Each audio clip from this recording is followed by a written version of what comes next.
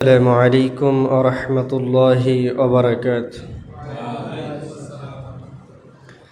إن الحمد لله الأكرم الذي خلق الإنسان وكرم وعلمه من البيان ما لم يعلم، فسبحان الذي لا إحصاء امتنانه باللسان ولا بالقلم، ونشهد أن لا إله إلا الله وحده لا شريك له، ونشهد أن سيدنا وحبيبنا وطبيبنا وطبيب أرواحنا محمدا عبده ورسوله، الذي أرسله بالحق بشيرا ونذيرا وداعيا إلى الله بإذنه وسراجا وقمرا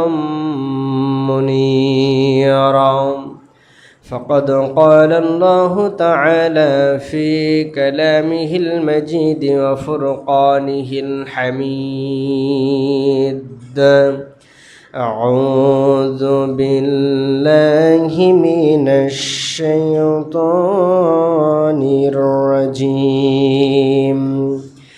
بسم الله الرحمن الرحيم. ومنهم من يقول ربنا آتنا في الدنيا حسنة وفي الآخرة حسنة وقنا عذاب النار. إن الله وملائكته يصلون على النبي يا أيها الذين آمنوا صلوا عليه وسلموا تسليما. اللهم صل على محمد وعلى آل محمد كما صليت على إبراهيم وعلى آل إبراهيم إنك حميد مجيد. اللهم بارك على محمد وعلى آل محمد كما باركت على إبراهيم وعلى آل إبراهيم إنك حميد مجيد. بلغ العلم بكماله كشف الدجى بجماله حسنت جميع خصاله صلوا عليه وآله. আলহামদুলিল্লাহ, আমরা মহান মনিবের দরবারে শুকরিয়া আদায় করছি যে মহান আল্লাহ রাব্বুল আলামিন আমাদেরকে পবিত্র জুমার দিনে তার ঘর মসজিদে আসার তৌফিক দান করেছেন। এই জন্য সকলেই প্রাণ ভরে শুকরিয়া আদায় করছি। সকলে বলছি আলহামদুলিল্লাহ। দরুদ ও সালাম যা পড়লাম বর্ষিত হোক বিশ্ব মানবতার মুক্তির দূত সাইয়্যিদুল আম্বিয়া জনাবে মুহাম্মদুর রাসূলুল্লাহ সাল্লাল্লাহু আলাইহি ওয়াসাল্লামের উপর। সম্মানিত হাজিরিন, আমি পবিত্র কালামুল্লাহ থেকে সূরাতুল বাকারার 201 নম্বর আয়াত তেলাওয়াত করেছি। আল্লাহ রাব্বুল আলামিন এই আয়াতের মধ্যে আমাদের জন্য যে শিক্ষণীয় বিষয়গুলো রেখেছেন সেগুলো আমাদেরকে জানার এবং তদ অনুযায়ী আমল করার তৌফিক দান করেন, বলেন আমিন। প্রথমত আপনারা অনেকেই হয়তো বা খেয়াল করছেন যে আয়াতটি আমি তেলাওয়াত করেছি এটা একটা দোয়া, যেটা আমরা প্রায় প্রত্যেকেই নামাজের শেষে দোয়ায় আল্লাহ রাব্বুল আলামিনের কাছে হাত তুলে এটা বলে থাকি। সেটা হলো রব্বানা আতিনা ফিদ দুনিয়া হাসানা ওয়া ফিল আখিরাতি হাসানা ওয়া কিনা আযাবান নার। এখন আমাদের মাঝে অধিকাংশ মানুষ, শতকরা 90% বললেও ভুল হবে না, আমরা দোয়া করি, হুজুর শুধু দোয়া করে আর আমরা পিছন দিক থেকে আমিন আমিন আমিন এই বলা ছাড়া হুজুর যে আরবিতে কি বলতেছে, আমাদের গালাগালি দিচ্ছে কিনা নাকি আমাদের জন্য দোয়া করতেছে আমরা বুঝি না। এখন আমাদের উচিত আমরা যে জিনিসটা আল্লাহর কাছে চাই আরবিতে দোয়ায়, যেটা আল্লাহ তাআলা কোরআনে শিক্ষা দিয়েছেন বিভিন্ন আয়াতের মাধ্যমে, এই আয়াতগুলো আমার কাছে চাও, আয়াতগুলো বলে এগুলোর অর্থ জানা, যে আমরা এই দোয়ার মাধ্যমে আসলে আল্লাহ তাআলার কাছে কি চাচ্ছি। না হলে অবস্থাটা হবে এরকম। ছোট্ট একটা ঘটনা মনে পড়ে গেল। এক এলাকায় একটা ছোট মসজিদ, সেই মসজিদের ছোট্ট একটা ইমামটা খুব বেশি জুত না, ইমামটা খুব বেশি ভালোভাবে মানে মোটামুটি আরবি জানে কিন্তু অর্থ জানে না, এরকম। ওই ইমাম যতদিন মসজিদে নামাজ পড়ায় প্রত্যেক দিন একটা দোয়া ওনার থাকে, সেটা হলো রব্বি হাবলি মিনাস সলিহিন, রব্বি হাবলি মিনাস সলিহিন। এখন এক যুবকের মনে প্রশ্ন জাগছে যে হুজুর আসলে এই দোয়া যে প্রত্যেক দিন আমাদেরকে শোনায়, প্রত্যেক দিন আমাদের জন্য এই দোয়াটা করে, এর অর্থটা কি আসলে। একদিন হুজুরের কাছে জিজ্ঞেস করছে, হুজুর এই দোয়াটার মানেটা কি, এর অর্থটা কি, আপনি যে প্রতিদিন এই দোয়া করেন রব্বি হাবলি মিনাস সলিহিন, আসলে এর অর্থটা কি। এখন হুজুর বলতেছে, দেখো বাবা, আমি তো বাংলা সম্পর্কে এত ভালো বুঝি না, এটা তুমি যদি কোনো জ্ঞানীবান আলেম পাও যে আরবি থেকে বাংলা করে দিতে পারে, অর্থ বোঝে, তার কাছ থেকে একটু শুনে নিও। এখন ওই যুবক আরেকজন ভালো আলেমের কাছে গিয়েছে, যাওয়ার পরে জিজ্ঞেস করতেছে যে হুজুর আমাদের মসজিদের হুজুর প্রত্যেকটা দিন এই দোয়াটা পড়ে রব্বি হাবলি মিনাস সলিহিন, এর অর্থটা কি। হুজুর বলতেছে এর অর্থ হলো, হে আল্লাহ আমাকে একটা নেককার সন্তান দান করেন। অর্থ কি? আমাকে একটা নেককার সন্তান দান করেন। আচ্ছা, এবার ও মনে মনে চিন্তা করছে হুজুরের হয়তো ছেলে মেয়ে হয় না, যার কারণে এই দোয়াটা বারবার পড়ে। আসার পরে হুজুরের কাছে জিজ্ঞেস করতেছে, হুজুর আমি তো অর্থ শুনছি, আপনি জানেন কি এই দোয়ার অর্থ কি? তো বলতেছে, বাবা না, বলো তো দেখি শুনি। তো বলতেছে এর অর্থ হলো, হে আল্লাহ আমাকে আপনি একটা নেককার সন্তান দান করুন। হুজুর আমার মনে বড় প্রশ্ন, আপনার কি কোনো ছেলে মেয়ে হয় না যার কারণে আপনি এই দোয়া পড়েন? তখন হুজুর বলতেছে, যদি এই দোয়ার অর্থটা আমি আগে জানতাম তাহলে এখান থেকে 13 বছর আগে এই দোয়া পড়া বন্ধ করে দিতাম। আমার 15টা সন্তান। সন্তান কয়টা? 15টা সন্তান। তারপরেও দোয়া চলতেছে রব্বি হাবলি মিনাস সলিহিন, আল্লাহ আমাকে নেককার সন্তান দান করেন। অর্থ না বুঝে এমনি এমনি দোয়া করতেছি আমরা, কিন্তু তার অর্থই জানি না। কি হবে উপায়? আমরা আল্লাহর কাছে যেটা চাচ্ছি, কি চাচ্ছি সেটাই জানি না। অনেকে গানে গানে এটা বলে, আল্লাহ তোমায় ডাকার মতো ডাকতে পারি না, ডাকলে আল্লাহ তুমি কেমনে সাড়া দাও না।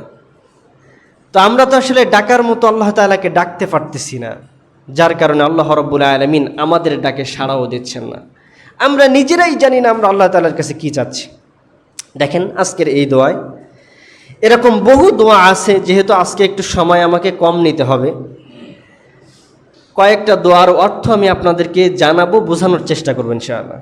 তার মধ্যে অতি পরিচিত যে দোয়া সেটা হলো এটা, রব্বানা আতিনা ফিদ দুনিয়া হাসানা ওয়া ফিল আখিরাতি হাসানা ওয়া কিনা আযাবান নার।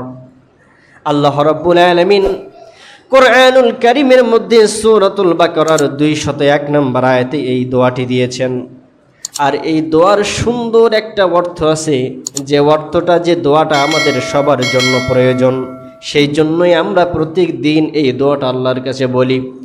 এর অর্থ হলো, আল্লাহ রাব্বুল আলামিন বলছেন, ওয়া মিনহুম মান ইয়াকুলু রাব্বানা আতিনা ফিদ দুনিয়া হাসানা ওয়া ফিল আখিরাতি হাসানা ওয়া কিনা আযাবান নার। ওয়া মিনহুম মান ইয়াকুলু, আর কিছু মানুষ আছে, মানুষের মধ্যে সব মানুষ নয়, যেমন দেখেন আমরা প্রত্যেকেই 5 ওয়াক্ত নামাজ পড়ি, এখানে মানুষগুলো তার মধ্যে অনেক কম। 5 ওয়াক্ত নামাজ পড়ি এরকম মানুষ কিন্তু কম। তাহলে সব মানুষের মধ্যে কিছু মানুষ আমরা আল্লাহর কাছে এই দোয়াটা করি, তাই না? নামাজের পরে আল্লাহ রাব্বুল আলামিন সেটাই শোনাচ্ছেন। আল্লাহ তাআলা বলছেন, ওয়া মিনহুম মান ইয়াকুলু রাব্বানা আতিনা ফিদ দুনিয়া হাসানা। মানুষের মধ্যে এমন কিছু মানুষ আছে যারা আমি আল্লাহ রাব্বুল আলামিন আমাকে ডেকে বলে, রব্বানা, হে আমাদের প্রতিপালক, হে আমাদের দয়াবান আল্লাহ, হে প্রতিপালনকারী আল্লাহ তাআলা, আতিনা, আমাদেরকে দান করুন, ফিদ দুনিয়া, দুনিয়ার মধ্যে হাসানা, উত্তম কিছু। দুনিয়ার মধ্যে যে জিনিসটা উত্তম, ও গো আল্লাহ, সেই জিনিসটা আমাদেরকে দান করুন। আল্লাহ তাআলার কাছে এটাই আমরা প্রতিনিয়ত চেয়ে যাচ্ছি, রব্বানা আতিনা ফিদ দুনিয়া হাসানা। আল্লাহ তাআলা দুনিয়ার মধ্যে সব থেকে উত্তম যে জিনিস, সেই উত্তমগুলো আমাদেরকে দান করেন। তাহলে দুনিয়ার মধ্যে উত্তম জিনিস আছে, যে উত্তম জিনিসগুলো আমরা আল্লাহ তাআলার কাছ থেকে চেয়ে নিচ্ছি এই দোয়ার মাধ্যমে। এখন দুনিয়ায় ভালো থাকতে চায় না কে? সবাই কিন্তু চায় আমরা দুনিয়ায় সবাই সুন্দর সচ্ছলভাবে চলতে পারি, এটা কিন্তু সবার কামনা। একজন ফকির যে সকালে কি খাবে, সকালে দুবেলা খাইতে পারছে, 2 মুঠা ভাত খাইতে পারছে, দুপুরে কি খাবে তারও কোনো ঠিকানা নাই, সে জানেই না দুপুরে তার ভাগ্যে কি আছে, সেও কিন্তু চায় সুন্দরভাবে দুনিয়ার উপরে চলতে, ঠিক কিনা? সেও চিনতে চায়। এজন্য আল্লাহ তাআলার কাছে এই দোয়া দিয়ে আমরা চাচ্ছি কি, হে আল্লাহ, দুনিয়ার মধ্যে উত্তম যে জিনিসটা সেটা আমাকে দান করেন। সুবহানাল্লাহ। এই দুনিয়ার মধ্যে উত্তম জিনিস আছে আল্লাহর কাছে চাওয়ার 11টা। এখন লম্বা আলোচনা, এটা এখন আজকে করার সময় বলবো, ইনশাআল্লাহ সামনের জুমায় এটা বলবো। 11টা জিনিস আছে দুনিয়ার মধ্যে যেগুলো উত্তম, সব থেকে উত্তম। তার মধ্যে একটা বলে দিচ্ছি, কোরআন পাওয়া। কোরআন পাওয়া, আল্লাহ রাব্বুল আলামিন আমাদেরকে যে কোরআন দান করেছেন, এটা পাওয়া দুনিয়ার মধ্যে সব থেকে উত্তম জিনিস। সুবহানাল্লাহ। তাহলে আল্লাহর কাছে আমরা চাচ্ছি, রব্বানা, ওগো আমাদের প্রতিপালক, আতিনা, আমাদেরকে প্রদান করুন, ফিদ দুনিয়া, দুনিয়ার মধ্যে হাসানা, উত্তম কিছু। শুধু দুনিয়ার মধ্যে চেয়ে আমরা নিজেদেরকে গুটিয়ে নিচ্ছি না, পরের আয়াতে পরের অংশটুকুই আমরা আল্লাহ রাব্বুল আলামিনকে বলতেছি, অফিল আখিরাতি হাসানা। ও আল্লাহ তাআলা, আমরা বিশ্বাস করি এই দুনিয়ার জমিন শেষ করে একটা দিন আমাদেরকে চলে যেতে হবে। দুনিয়ায় আমরা চিরদিন কেউ থাকতে পারবো না। আখিরাত নামক একটা দিন আছে, সেদিন কেউ আমাদেরকে উপস্থিত হতে হবে, পৃথিবীর সমস্ত মানুষদেরকে। অফিল আখিরাতি হাসানা, আল্লাহ তাআলা আখিরাতের মধ্যে আমাকে উত্তম জিনিসটাই দান করবে। আল্লাহর কাছ থেকে চেয়ে নিচ্ছি, আল্লাহ দুনিয়ায় আমারে ভালো রাখবা, আবার ওই যে আখিরাত নামক একটা জিনিস আছে, ওই দিনে আমারে উত্তম দিও, উত্তম কিছু দিও। আখিরাতের উত্তম আছে, আখিরাতের হাসানা আছে প্রায় 5টার মতো। তার মধ্যে 1 নম্বরের জিনিস হলো আল্লাহ রাব্বুল আলামিনের ক্ষমা পাওয়া। আখিরাতে আদালতে বিচারের দিনে আল্লাহ রাব্বুল আলামিনের কাছ থেকে যদি ক্ষমা পেয়ে যায়, এর থেকে উত্তম কিছু আর আছে? এর থেকে কিন্তু উত্তম কিছু আর নাই। আল্লাহ রাব্বুল আলামিন সেটাই বলছেন, মানুষ আমার কাছে এভাবে দোয়া করে, অফিল আখিরাতি হাসানা, আল্লাহ তাআলা আমাদেরকে আখিরাতের হাসানা দান করুন। কিয়ামতের দিন, ওই কঠিন মুসিবতের দিনে আমাদেরকে আপনি আল্লাহ তাআলা হেফাজত করুন। শুধু তাই নয়, পরের আয়াতের পরের অংশটুকুতে আল্লাহ রাব্বুল আলামিন বলছেন, ওয়াকিনা আযাবান নার। আরো মানুষ বলে, আল্লাহ তাআলা শুধু আখিরাতে ক্ষমা করে দিলেই চলবে না, আগুনের আযাব থেকে আমাদেরকে রক্ষা করতে হবে।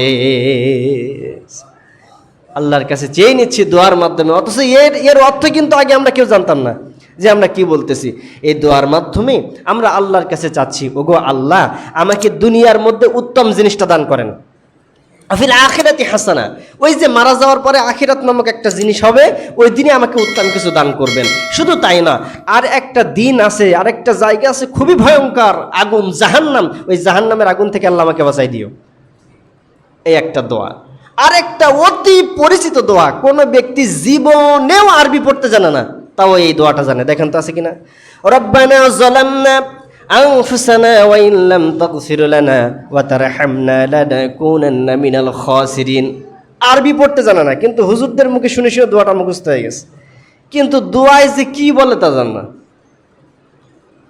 আমাদেরকে চাইতে হবে আল্লাহর কাছে, চাওয়ার মতো চাইতে হবে, জেনে চাইতে হবে।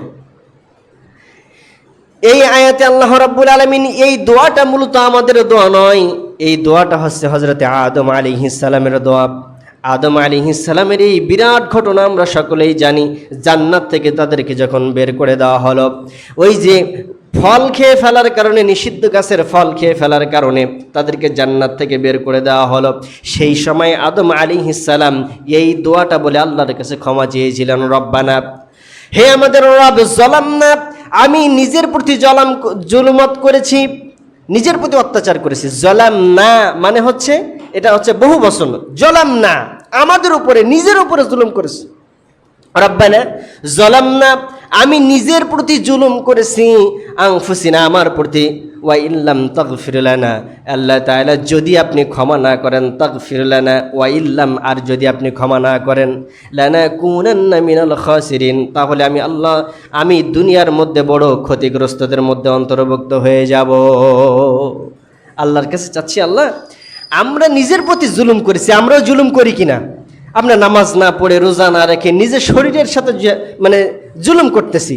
আর এই জুলুম করার কারণে আল্লাহ তাআলার কাছে চাচ্ছি, আল্লাহ, রব্বানা যালামনা, ও গো আল্লাহ, আমি আমার নিজের প্রতি জুলুম করেছি, আনফুসানা, নিজের প্রতি, ওয়া ইল্লাম তাগফির লানা, ও গো আল্লাহ, যদি তুমি ক্ষমা না করো, লানাকুনান্না মিনাল খাসিরিন, আমার মতো হতভাগা এই দুনিয়ার জমিনে আর কেউ হবে না। আশা করি এই দুইটা দোয়ার অর্থ আপনারা বুঝতে পেরেছেন। যেহেতু আজকে একটু সময় কম, আগামী জুমায় এর পরের থেকে কিছু কথা বলার চেষ্টা করব। যে দোয়াগুলো আমরা আল্লাহ তাআলার কাছে করি, এগুলোর অর্থ জানার চেষ্টা করব। আল্লাহ তাআলা আমাদেরকে তৌফিক দান করেন, বলেন আমিন। ওয়া আখিরি দাওয়ানা আলহামদুলিল্লাহি রাব্বিল আলামিন। আসসালামু আলাইকুম ওয়া রাহমাতুল্লাহি ওয়া বারাকাতুহু।